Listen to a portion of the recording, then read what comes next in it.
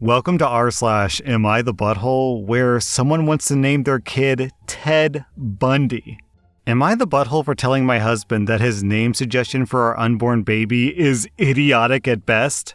I'm a 35-year-old woman and my husband is a 37-year-old man. We're pregnant with our first child. We're overjoyed because we've struggled with perceived infertility and miscarriages for the last decade. We want the gender to be a surprise, but we may have to find out the gender early to settle this issue. I'm currently at the tail end of my second trimester. Now, my husband absolutely idolizes his grandpa, who unfortunately passed away last week. My husband is devastated, especially about the notion that his children will never meet their great-grandpa, who their father adored so much. As such, my husband suggested that we name the baby after Grandpa, Theodore if it's a boy or Theodora if it's a girl. Either way, we'd either call them Teddy if it's a boy or Theo/Thea if it's a girl. It's not that I mind the name. The issue is that our last name is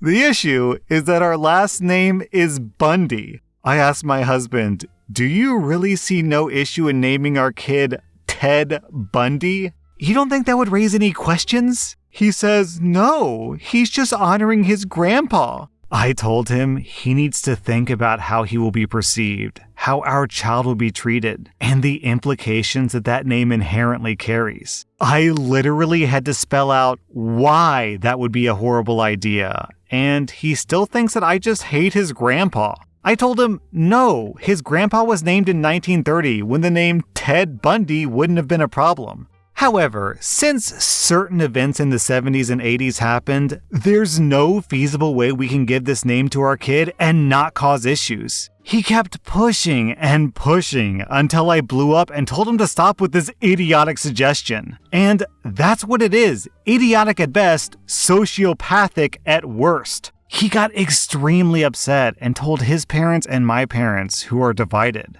His family is obviously on his side and wants to honor Grandpa by naming the baby after him. My parents are torn, but on my side, because they understand the social pariah we would make our child by giving them such a similar name to the person who did such abhorrent and downright evil things to so many women. I mean, personally, I don't think anyone is just going to assume that we're honoring a past loved one. They're just going to think of Ted Bundy. Am I the butthole?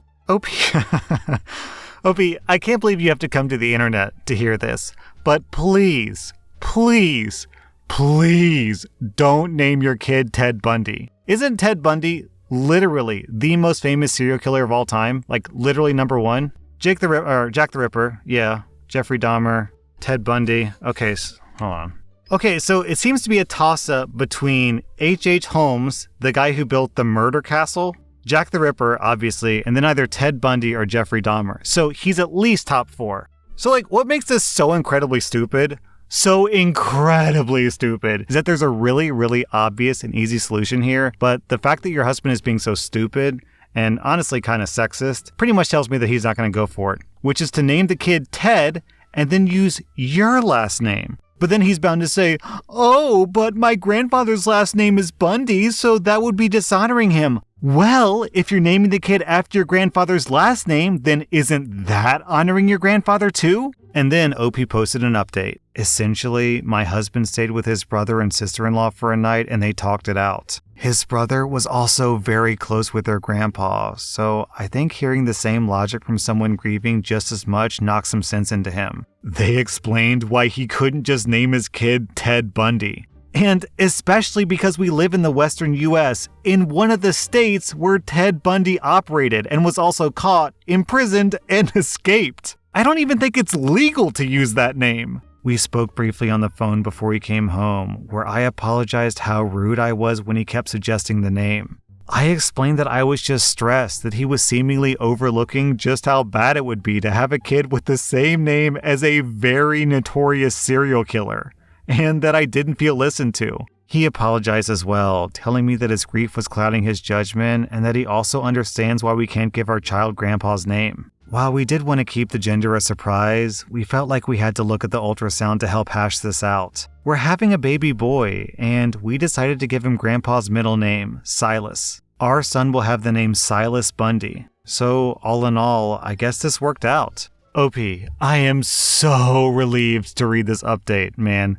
Thank you for not naming your kid Ted Bundy. So it sounds like you handled this like adults and that he was just grieving the loss of his grandpa, which is understandable. So I think I can get away with giving you both 0 out of 5 buttholes because you both had like an emotional reaction, but you worked through it together as adults and came to a very responsible decision together. So kudos to you, OP. Hope you have a healthy, happy baby boy. Am I the butthole for blowing up at my husband for lying to me about my sister and our baby leaving when he actually kicked her out? My sister, who's 20, got out of a terrible relationship and moved in with me and my husband and brought her 5-month-old son. She's dealing with a handful of issues, from postpartum depression to regular depression. I asked my husband if he'd be okay with her moving in, and he said absolutely. Not just that, but he was also the one who picked her up and brought her home. She's been staying with us for 2 weeks, and she's helped around the house. My husband started complaining about the baby crying, but a newborn is expected to cry, especially at night. He said that it causes him stress, although I suggested he wear earbuds. He suddenly told me to forget it, so I did. Last week, I went out of town to attend a friend's funeral without my husband. He said that he wanted to stay with my sister to make sure that she's okay. I returned home the next day to find out that my sister and her baby were missing. My husband said that my sister contacted a friend in another town and wanted to move in with them, and she left that morning. He handed me a letter and claimed that it was from her. This felt so odd, especially after reading the letter. I called her phone many times, but it turned out that my husband found the phone and said that she must have left it behind. I was worried because I had no means of contacting her to make sure that she was okay. I contacted my relatives, but they knew nothing. Yesterday, I got a call from an unknown number, and it was my sister. We talked, and she told me that she didn't leave on her own, but actually, my husband kicked her out after telling her that she was no longer welcome, and that she needed to take responsibility for her decisions. I was in shock as she explained that she's not with a friend, but is actually in a shelter and she has no money. I waited until my husband got home, and I blew up at him. He admitted that he faked the letter and hid her phone, then argued that it's his house too, so he has a say. And he did admit that he shouldn't have lied to me about my sister and causing her to be homeless. He said that I was being unfair and wrong to lash out at him for wanting peace in his own home. I went upstairs and refused to argue anymore. I told him that I'm going to pick up my sister tomorrow, and he said that he was going to change the locks while I'm gone and that I won't be allowed to bring her home. I'm thinking of going to a hotel, but he kept saying that I'm letting my sister affect our lives by prioritizing her, but there's a baby involved. This is my nephew that we're talking about, and I can't leave him homeless. I get that it's his house too, but I don't see why he's so against her staying. Wow. Whoa, okay. Not only is this like Disney villain level evil, but the fact that he did this while you were attending a funeral is just bonkers. You lost a loved one, and instead of thinking, oh man, my wife just lost someone dear to her, I should be there to support her, what he does instead is kick your sister out of the house and forge some like breakup documents. Like I honestly can't tell what's worse. The evil and the selfishness that he's showing with this plan, or the stupidity by thinking that this plan would work. Like, what did this guy think would happen? That you two would just never talk again for the rest of your lives? Or that you two would never discuss why she left the house and that she would just go live in a homeless shelter and never mention it to anyone in her family ever again? Not to you, not your parents, not other family members. Oh, by the way, mom and dad, my sister kicked me out of the house and now I'm living in a homeless shelter with my baby. Can I come live with you? What was this guy's plan? It's so stupid. Okay. I'm getting flustered by this guy because I can't believe how f***ing stupid he is. And like, what's his game plan now? Is he trying to evict you from your own home? What? And he said he did this because he wants peace in his home, but apparently betraying your wife on a fundamental level and tearing their family apart is another way to keep peace in the home. Like, he didn't think that this would lead to some sort of fight or divorce or breakup or something. OP, I don't like to suggest this because people suggest it way too quickly online, but for real, you gotta dump this guy.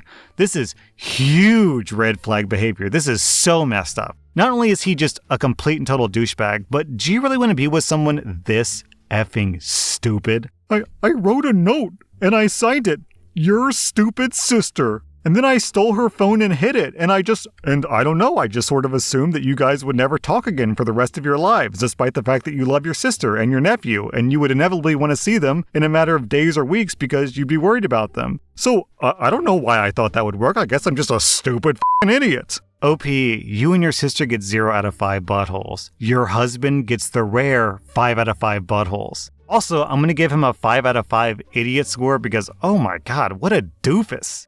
Am I the butthole for demanding that my son take his daughter on his family trip to Disneyland? I got pregnant with my son Julius, who's currently 28, about a month after my 18th birthday. I tried to do my best for him, and he got into a good engineering school, but at 19, he got his then girlfriend Isa pregnant and they had AmITheA together. I've been the one who's mostly raised AmITheA. Unfortunately, Isa got deported, but they spend July together and they FaceTime every night. Julius got married to his girlfriend Katya after graduation, and they have 2 wonderful boys together. AmITheA lives with me and not with them. The thing is, Julius never spends any time with AmITheA. He doesn't even call to say goodnight. But she loves him so much. It's like once a month he'll show up with a box full of toys, spend a day with her, and then go back to his family. It hurts her so much that he doesn't spend time with her because he's her hero. Meanwhile, I'm just grandma.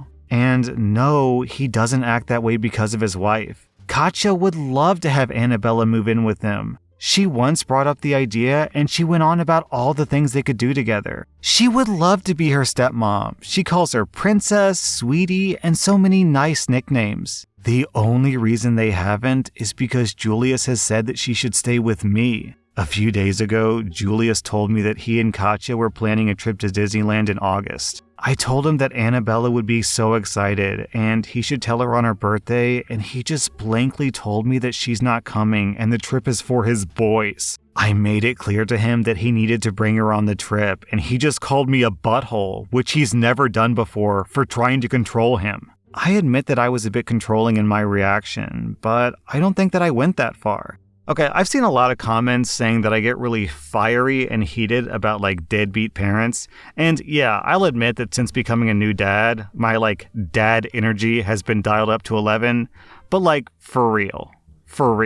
He had a kid and then just pawned her off to you for all eternity and is like, huh? Don't feel like it. And oh god, it'd be one thing if he's just going off being a womanizer, because then okay, he's just selfish. But the fact that he has another family that he's nurturing and raising, and he has 2 boys who he shows love and affection to, is so much worse. It makes it so much worse. I don't understand how people can do this to little kids. No one asks to be born. So how can you bring a kid into this world and then just abandon them, ignore them, say, tough luck, kiddo, good luck out there, at least you got your grandma? Does he try to be a dad to her at all? Does he pay child support? Does he just completely ignore her? What? I don't know, maybe you guys disagree and you think I'm being too intense about this, but in my opinion, any parent who completely abandons a kid, automatic 5 out of 5 buttholes, regardless of circumstance. A literal child, if the kid is some, fire starter nightmare, then maybe that's a different story, but this story makes it seem like the kid is probably 5 or something. I'm not criticizing Katya at all in this because Katya seems like a sweet person, but if you know that your partner has abandoned children before, how can you lay next to them in bed at night when you have your own children with them and be confident that they won't abandon these kids as well? Because clearly he has a track record of just turning his back on his children. Disgusting behavior. Your son gets 5 out of 5 buttholes. OP, you get 0 out of 5 buttholes. Am I the butthole for refusing to pay for my daughter's wedding, even if I promised to? I'm a 39-year-old guy, and my daughter, who's 21, is going to get married this June. Ever since she was a little girl, I promised to pay for her wedding, but something happened 2 days ago that made me change my mind. My ex-wife and I had our daughter at a very young age, 18. We got married, but after 6 years of marriage, I found myself and I came out to my wife. She understood and we had a very amicable divorce and split custody. My daughter was always a daddy's girl and always got along well with my partner, a 38-year-old guy of 14 years. She's planning her wedding that I'm paying for, and she let me know a few things that she wanted for her special day. Since her future in-laws are so conservative and religious, my husband is not allowed to attend the wedding. I said, okay, it's your day. My 2-year-old son can't attend either. No, it's not going to be a child-free wedding. I can't talk about my lifestyle because she doesn't want to make her in-laws uncomfortable. I told her that if her in-laws are so important, then they should pay for the wedding. She got mad at me and called me a child and said that if I keep on with this attitude, she'll ask her father-in-law to walk her down the aisle. I said, fine, if my family isn't welcome and I'm excluded, then I am not paying for the wedding. She was furious, said that I was being selfish, picking favorites, and not thinking about her at all. She complained that they can't afford this wedding since they're both so young, and reminded me that it was a promise that I made. Everyone, including her own mom, is calling me selfish, but am I the butthole here? Okay, so fundamentally, this is her wedding, so the wedding can be whatever she wants it to be. If she doesn't want your husband to come to the wedding, then that's her right. But at the same time, if she's going to constantly disrespect you and disrespect you and disrespect you, she can't then expect you to pay for this wedding that disrespects you. So yeah, it's her choice, but it's also her consequences. Like, how can she disrespect your marriage while expecting you to pay for her marriage? The hypocrisy is nuts. OP, you get 0 out of 5 buttholes. Your daughter gets 3 out of 5 buttholes. She needs to pull her head out of her own butt. That was rSlash Butthole, and if you like this content, check out my podcast where I publish the exact same episodes. Also, hit that subscribe button because I put out new Reddit videos every single day.